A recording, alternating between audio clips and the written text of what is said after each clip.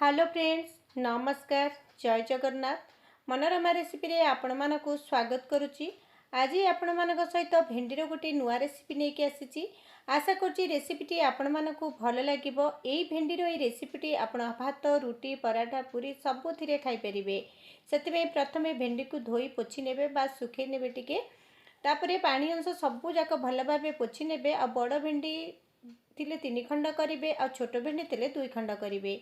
आलू को मध्य मुझे चोपा छड़ी नहीं। कड़े रे सोरिष तेल गरम कला परे आलू दबा। आलू रे लुण और हलदी दे आलू को भाजिबा। रेसिपीटी को प्रस्तुत करने आपण भिडियोटी को संपूर्ण देखंतु। आ रेसिपीटी जदि भल लगे गोटे सुंदर कमेंट दबा सहित चैनल को सब्सक्राइब करनेबे। एबे देखंतु आलू गुडी को आम एमती लाल लाल करी भाजी काढ़ी नबा। भेंडी गुडी को देखंतु मुझे काटी नहीं। भेंडी गुडी को गोटे साइज रे काटिबे, बेसी बड़ करिवेनी कि बेसी छोट मध्य करिवेनी। से बड़का तेल रे आमे भेंडी को दबा टिके भाजी नबा। हाई फ्लेम रे भेंडी को भाजिबे। जमा भी आपण लो किंबा मीडियम आंच रे भाजिबेनी। भेंडी को किछि समय बा गोटे मिनिट भाजी नेला परे सेथिरे आवश्यक अनुसार लुण और हलदी देई भेंडी को मध्य आमे लाल लाल करी भाजी नबा। आपण गोटे थर ये प्रोसेस रे भेंडी आलू कषा प्रस्तुत करंतु। देखिबे खाइबा पई बहुत भल लागिबो। भेंडी न खाउथिबा लोक मध्य खुशी रे खाइबे, कारण भेंडी आ आलूर कषार टेस्ट पूरा भिन्न रहिबो आ खाइबा पई भल लागिबो। भेंडीटी भाजी गलानी ताकू आमे गोटे प्लेट को काढी नबा। से प्रोसेस रे एबे आम कड़ाई रे सोरिष तेल दबा, अल्प टिके जीरा दबा। जीरा फुटीगला परे काटी रखिथिबा पियाज को देई भाजिबा।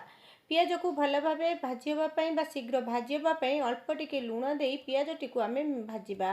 पियाज को सब बेले आपण माने मीडियम आंच रे भाजिबे। पियाजटी भाजी गला परे अदा रसुण पेस्ट देई मसलाटी को कंचा बास्ना जीवा पर्यंत आपण घोड़े घोड़े मसला को सिम रे रखी बा मीडियम टू सिम रे रखी मसलाटी को सब बेले भाजिबे। ताहाले जाय कि आपण मसलाटी भल भाबे भाजी हबो।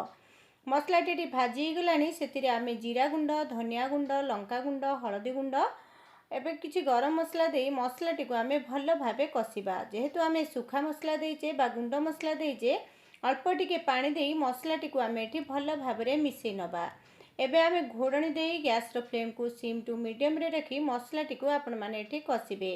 मसलाटी को जमा भी आपण हाई फ्लेम रे कसिबेनी, सिम रे रखी मसलाटी को जदि आपण कसिबे आपण को मसलाटी कम तेल रे मध्य भल भाबरे कसी जिवो।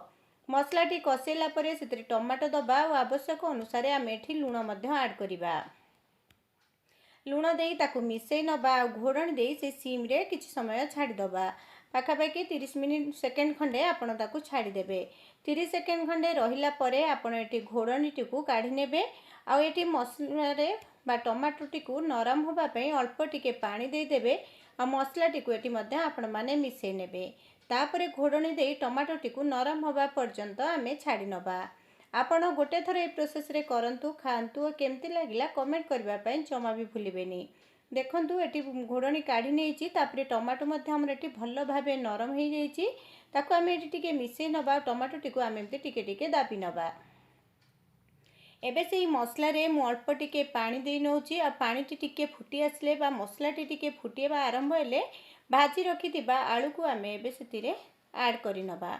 आलू को देई मसला सहित भल भाबे आमे मिसै नबा बा कसी नबा।